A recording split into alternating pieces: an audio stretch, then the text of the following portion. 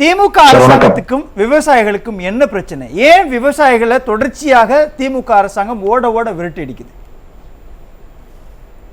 Sir வணக்கம். தற்போதைய முதலமைச்சர் எதிர்கட்சி தலைவராக இருக்கும் போது பரந்தூர் விமான நிலையம் அமையவிருக்கும் இடத்தில் போராடிய விவசாயிகளுடனும் மற்றும் திருவண்ணாமலை மேல்மா சிப்காட் போராட்ட விவசாயிகளுடனும் மற்றும் திருவள்ளூர் மாவட்டம் காட்டூர் அதானிக்காக அமைக்கப்பட உள்ள கடற்படை கப்பல் தளம் அந்த இடத்துல போராடி நான் ஆட்சிக்கு வந்தால் செய்ய மாட்டேன்னு தான் சொன்னார். ஆனால் அவர் ஆட்சிக்கு வந்த உடனே செய்யறது எல்லாமே விவசாயிகளுக்கு எதிரான நடவடிக்கைகள் தான். இன்னைக்கு முதலமைச்சரை சந்திக்க தான் வந்தாங்க இந்த திருவண்ணாமலை மேல்வா சிப்கா போராட்ட குழுவினர். முதலமைச்சர் சந்திக்க வரும்போது அவங்கள கைது செஞ்சு ஒரு சமூக நல கூடத்துல வைக்கிறாங்க.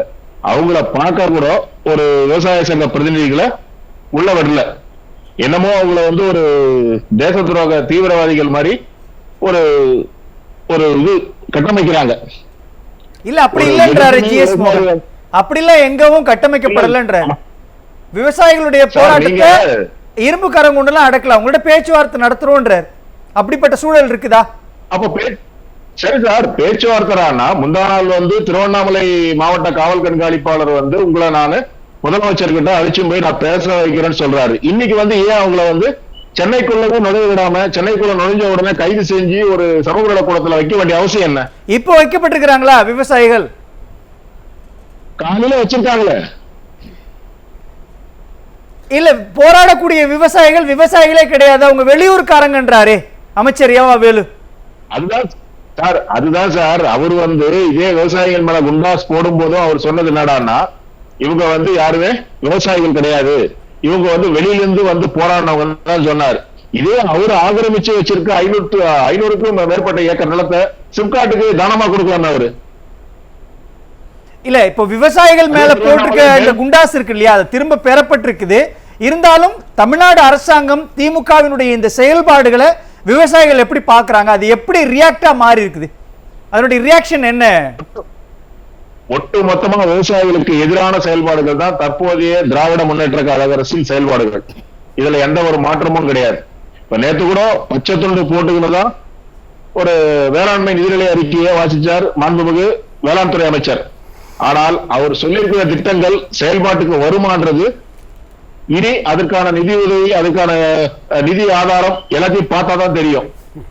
இவங்க ஆட்சிக்கு 3 வருஷம் ஆக போகுது. இன்னவரையிலுமோ ஒரு நிவாரணம்ன்றது கடந்த ஆண்டு நவம்பர் டிசம்பர்ல பெய்ஞ்ச மழையில திருவள்ளூர், செங்கல்பட்டு, காஞ்சிபுரம் மாவட்டம் மற்றும் தென் மாநில தெற்கு சைடுல பாத்தீங்கன்னா தென்காசி, திருநெல்வேலி, நாகர்கோயில் மற்றும் திருநெல்வேலி மாவட்டங்கள் கடுமையா பாதிக்கப்பட்டது. நிவாரணம் பாத்தீங்கன்னா இன்னும் முழுமையா சேரல.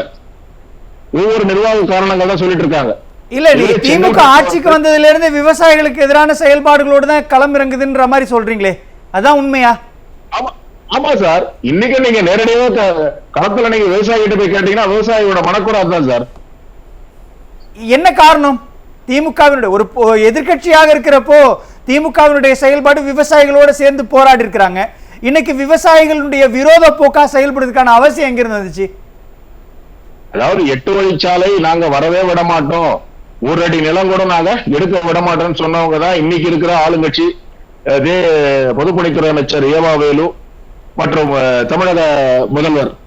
ஆனால் இன்னைக்கு பாத்தீங்கன்னா அந்த 8 வழிச்சாலை வர்றதுக்கும் மற்ற சிப்காட்டுகளுக்காக தான் ரொம்ப போராடுறாங்க அதி தீவிரமா.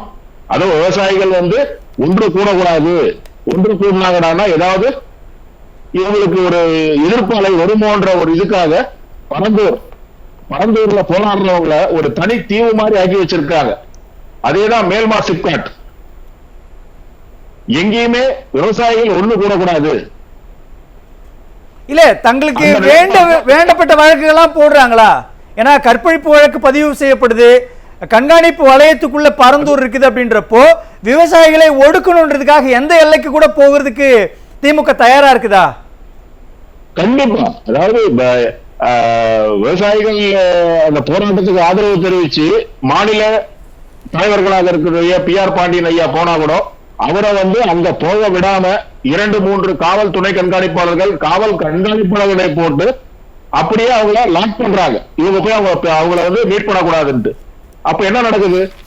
விவசாயிகள் கிட்ட இருந்து எந்த ஒரு தகவலும் யாரும் வாங்கக்கூடாது, எந்த ஒரு தகவலும் வெளியே போகக்கூடாதுன்றதுல உறுதியா இருக்காங்க. களத்துல இது என்னவா ரிஃப்ளெக்ட் ஆயிருக்குது செந்தில்வேலன்?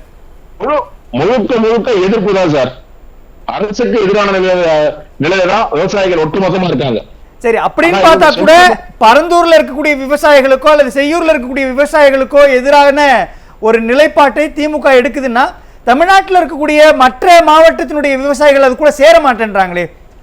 ஒருவேளை எதிர்வரும் காலத்துல ஒரு ஒருங்கிணைந்த விவசாயிகளுடைய போராட்டத்தை கட்டமைக்கிறதுக்கான முயற்சியில இருக்கிறீங்களா? அப்போ கண்டிப்பா சார் பேசலாம், என்ன விளைவுகள் இது எதிர்காலத்தில் ஏற்படுத்தும் அப்படின்றத பேசலாம். செந்தில்வேலன், உங்களுடைய இறுதி கருத்து மிகச் சுருக்கமா.